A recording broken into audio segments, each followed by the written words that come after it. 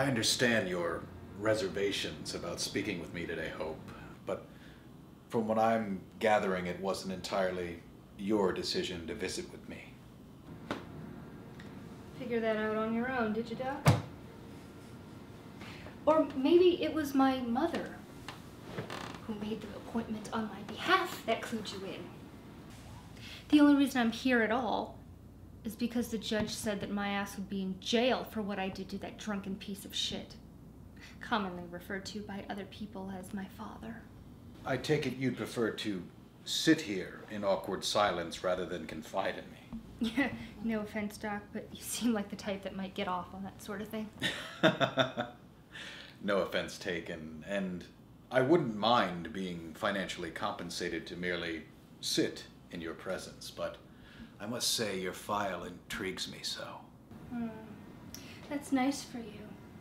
But that's what you medical types do, right? Take a look at a file, think you got it all figured out. Well, that and showing you an array of delightfully generic ink blots for you to interpret. That's cute, but your sardonic quips aren't going to break the ice with me. And by the way, what kind of a name is Alistair anyway? Did your parents not like you? Were you an accident or something? Well, truth be told, much like yourself, I have a somewhat rocky relationship with my parents. My mother has a holier-than-thou attitude, and my father, well, let's just say he is somewhat of a god complex. Yeah.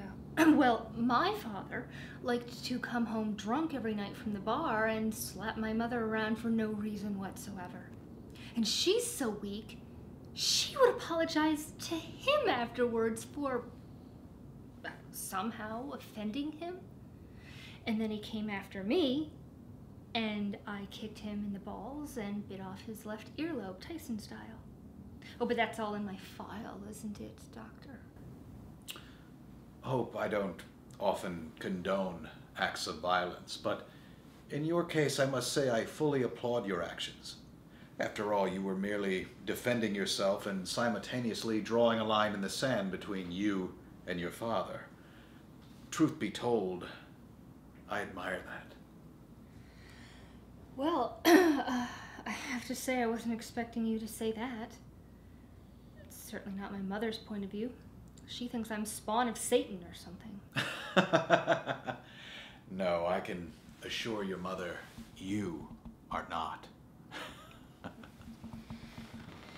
Yeah, well, that didn't stop the police from issuing me a restraining order against my asshole father, now did it? My mother won't even let me back in the house until she thinks that I'm stable. Whatever that means, I don't know. She won't even come over to my apartment to visit. She treats her own daughter like a damn leper or something. Oh, very, very tragic. But, forgive me, where are my manners? Would you care for some tea? It's a delightful blend I have imported from Romania. It's comprised mainly of tannis root. Some people say it's an acquired taste, but I assure you it's quite refreshing. Yeah, well, can't go passing up tannis root now, can I? Excellent. Well, I'll be very, very anxious for your thoughts.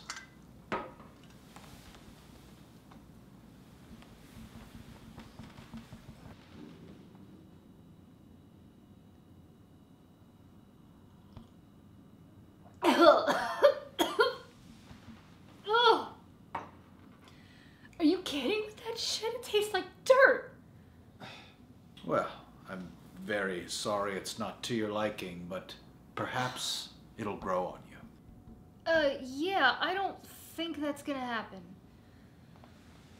Alright, so I tried your crappy tea and you listened to me go on and on about my stupid parents. What the hell else do you want?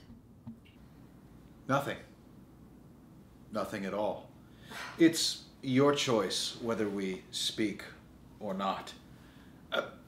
In fact, why don't I make this process a little more comfortable? How about you ask me a question? Anything I want. Sure. Okay. Who's the craziest patient you've ever had? Oh, Hope, you know I'm bound to doctor-patient confidentiality. That wouldn't be ethical of me to go spilling personal details about patients, now would it? Oh, you see, I knew you wouldn't tell me. Very well. I did say you could ask me anything. I suppose I could make one little exception in your case. I had a somewhat high-profile client we'll simply refer to as Christine. One night, Christine stabbed a colleague 666 times as she slept under her roof. When Christine was finished, there was nothing left. Just pieces, fragments of what was once a beautiful girl named Eve. When the police arrived, Christine was still stabbing the mattress. They had to tranquilize her just to pry the knife out of her hand.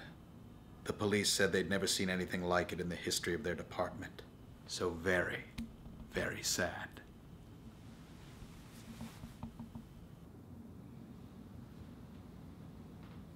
Holy shit. That was your case? I remember reading about that in the paper. Well, I guess not all of your cases are successful, are they, Doc? I mean, that's gotta hurt your ego just a little bit. But success can be measured in all sorts of ways, can't it, Hope? Yeah, whatever you say.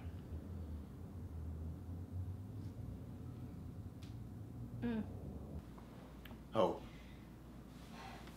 Hope, are you all right? What? Yeah, I'm fine.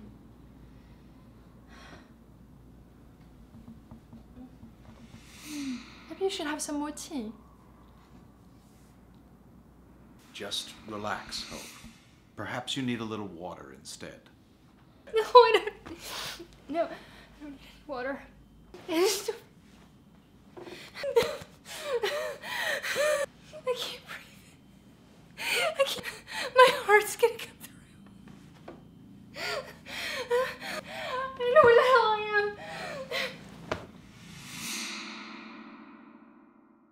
I am right here, my dear. Let me help you, Hope.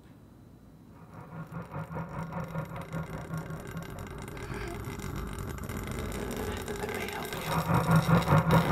Let me help you. No! Go away! Oh God! Somebody help me!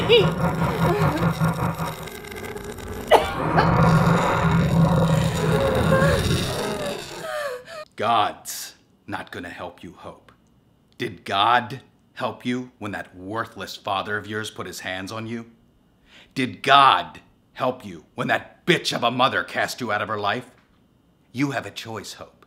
Continue to do whatever Mommy tells you to do.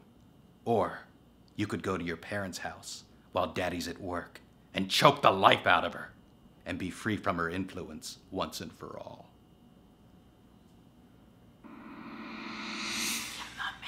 Kill mommy, kill mommy, kill mommy. Kill mommy. Hope. Are you all right? Yeah. I feel amazing. I feel liberated. I don't think I've ever felt this good. Well, that's delightful to hear. Do you mind if I give you a hug? Now I can hardly refuse a hug after all the progress we've made. Thank you, Doctor. Thank you for everything.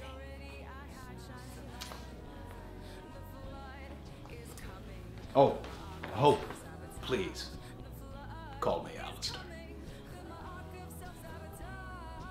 Fare thee well, dearest Hope. And here's the good news.